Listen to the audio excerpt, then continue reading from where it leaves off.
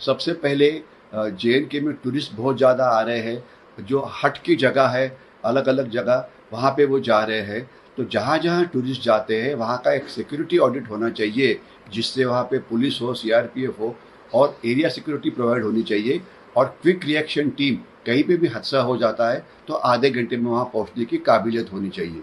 तो security audit बड़ा important है, ये नहीं किया गया था, ये अपनी एक लैप्स है। दूसरा जो इंटेलिजेंस नाम का जो प्रकार है, इसे और इम्प्रूव करने की ज़रूरत है, इसमें कोई शक नहीं है। और तीसरी बात यह है कि जो कोई टूरिस्ट आते हैं वगैरह, इनको थोड़ा बहुत जब इस प्रकार के हादसे हो जाते हैं, तो करना क्या चाहिए, इसकी थोड़ी बहुत सेल्फ प्रोटेक्शन की उनको जो ट्रेनिंग है, ये हमने सब स्कूल लेवल पे ही शुरू करनी चाहिए, ताकि आप किसी एक्सीडेंट में अटक जाए, आप किसी स्लाइड के नीचे आ जाए, आपको इलेक्ट्रिक शॉक लगे, आपको स्नेक बाइट करे, तो खुद का रक्षण कुछ देर के लिए किस प्रकार से किया जाए, इसको बोलते हैं सेल्फ प्रोटेक्शन। इसकी थोड़ी बहुत ट्रेनिंग हमने करनी चाहिए, क्योंकि अपनी खुद की सुरक्षा के लिए सबसे ज़्यादा जिम्मेदार आप खुद होते हो, क्योंकि आपके सामने क्या हादसा होगा ये कोई नहीं बता सकता। और दूसरा यह है कि अगर कोई हादसा हो जाता है, आपको हो या साथ वाले किसी को हो, तो उसमें आप में कुछ फर्स्ट एड देने की क्षमता होनी चाहिए, कि जैसे काफ़ी लोगों को गोली हाथ पाँव को लगी थी, इससे लगने से आदमी नहीं मरता है, लेकिन ब्लड लॉस से मरता है। तो इसलिए अगर वहाँ पे बैंडेज अप्लाई करते तो ये बच जाते थे, क्योंकि ब्लड लॉस रुक जाता था। तो ये फर्स्ट एड किस हालात में किस प्रकार से दी जाए, ये ट्रेनिंग हमने बहुत पहले से ही शुरू करनी चाहिए, ताकि बहुत सारे लाइव्स को हम सेव कर सकते हैं। बाकी बचा अभी तक जो चीज़ें हुई है उसका क्या इफ़ेक्ट हुआ, इफ़ेक्ट काफ़ी अच्छा हो रहा है, साइकोलॉजिकल प्रेशर बढ़ रहा है। पाकिस्तान का जो स्टॉक एक्सचेंज है तकरीबन 3000 पॉइंट से नीचे चला गया है। सिंधु नदी का पानी हमने रोका है, इसलिए वहाँ पे खलबली मची हुई है। उनकी एयरफोर्स अलर्ट के ऊपर है, आर्मी अलर्ट के ऊपर है, यानी कि काफ़ी सारा साइकोलॉजिकल दबाव पड़ा हुआ है। और जो मुनीर उनके जो चीफ है, वो अभी बिल्कुल छुप गए हैं, वो बिल्कुल अभी कुछ भी बातचीत करने के लिए तैयार नहीं है। तो इफेक्ट अच्छा हो रहा है, लेकिन ये देखना चाहिए कि सबसे बड़ा जो इफेक्ट है वो है मिलिट्री एक्शन। तो आज जो हमारे चीफ कश्मीर में गए हैं, पहलगाम गए हैं, तो उनका वही उद्देश्य है कि अपनी प्लान्स तैयार की जाए, उसके ऊपर डिस्कशन की जाए और क्या कार्रवाई तैयार करनी है कि इसकी बातचीत की जाए। तो ये हुआ होगा, बहुत सारे ऑप्शंस है, आर्टिलरी फायर करो, मिसाइल्स फायर करो, ड्रोन्स का इस्तेमाल करो, फिजिकल रेड जाके करो। तो ये सब उपाय इसकी बातचीत तो हो गई है, लेकिन मोस्ट इम्पॉर्टेंट उपाय है एक ऑल आउट वॉर, जिसमें पाकिस्तानी आर्मी का हमने बहुत नुकसान करना चाहिए। और इस ऑल आउट वॉर का उद्देश्य होना चाहिए कि पाकिस्तान के 3 टुकड़े किए जाए, बलूचिस्तान अलग देश बनना चाहिए, खैबर पख्तूनख्वा है वो अफगानिस्तान में शामिल होना चाहिए, और पाकिस्तानी ऑक्यूपाइड कश्मीर ये हमारे देश में शामिल होना चाहिए। और अगर पाकिस्तान के 3 टुकड़े होते हैं, तो उनकी जो क्षमता है लड़ाई करने की, हमें ट्रबल करने की, ये काफ़ी कम होगी। तो ये हमारा एक लॉन्ग टर्म सोल्यूशन होना चाहिए। मुझे भरोसा है कि इसके ऊपर बातचीत हो रही है। शक्तिशाली देश है और ये बगल में पाकिस्तान अपने नॉन स्टेट एक्टर बोलते हुए, डिनाई करते हुए ये कारोबार उग्रवादी का टेररिज्म कर रहे हैं। जो बेचारे टूरिस्ट पहलगाम में एक ओपन मैदान में आराम कर रहे थे, अपना मजा ले रहे थे कश्मीर का, ये हुआ।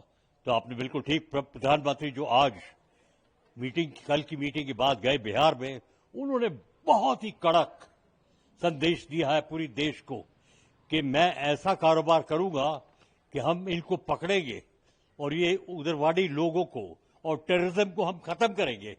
और उनके जो मन में भाव में था और जो हमारे प्रधानमंत्री मोदी जी ने कहा है करते हैं, तो हमें देखना पड़ेगा। और ये भी उन्होंने कहा कि पूरी दुनिया को बताया कि मैं बता रहा हूं आपको कि आप मेरी मदद को और मैं टेररिज्म को खत्म करूंगा। तो ये संदेश जो बिहार से आया प्रधानमंत्री का, बहुत ही महत्वपूर्ण, बहुत ताकत भरा हुआ मैसेज दिया है भारत के लोगों को और पूरी दुनिया को। कश्मीर में एक और खबर अब सामने आई है, जहां आतंकवादियों को न्यूट्रलाइज किया गया, लेकिन अब एक और ये अपडेट आ रही है कि एक भारतीय जवान भी न्यूट्रलाइज, दुखद मृत्यु हुई है भारतीय जवान की। क्या कहेंगे? देखिए, कुछ ऐसा लग रहा है, अगर जो टेररिस्ट मारे गए कश्मीर में, बहुत जलन है पाकिस्तान में कि भारत आगे बढ़ गया। 2 करोड़ टूरिस्ट पिछले साल गए कश्मीर। क्या आबादी और आमदनी उनकी हुई होगी, उसमें जलन है। और जनरल मुनीर, उनके जो आर्मी चीफ है, कुछ ही दिन पहले उन्होंने ऐसा भाषण दिया जो हमारे टीवी में भी दिखा था। लोग सूट वगैरह पहन के आए थे और उन्होंने कुछ बोला कि हमारा धर्म अलग है और हिंदू का धर्म अलग है। तो ये धर्म की लड़ाई की कोशिश में है। एक किताब भी लिखी हुई है, दी फाइट ऑफ सिविलाइजेशंस, 2 सिविलाइजेशन के बीच में। तो ये कोशिश है उनकी, और हमें यह है कि उसको रोकना है, पूरी दुनिया को रोकना है, ताकि ये टेररिज्म की जो बीमारी है इसको बंद करनी पड़ेगी। और उन्होंने ये भी किया, एक मिसाइल टेस्ट के लिए एक नोटैम मतलब नेविगेशन वार्निंग दे दिया कि हम मिसाइल को टेस्ट करेंगे, और बोलते हैं हमने कुछ नहीं किया। इस अटैक के बारे में नॉन स्टेट एक्टर करते हैं। तो अब देखेंगे आगे जाके। और सुरक्षा तो बढ़ गई है। कश्मीर में टूरिज्म शुरू करने के लिए पुलिस को बताया गया है कि टूरिस्ट स्पॉट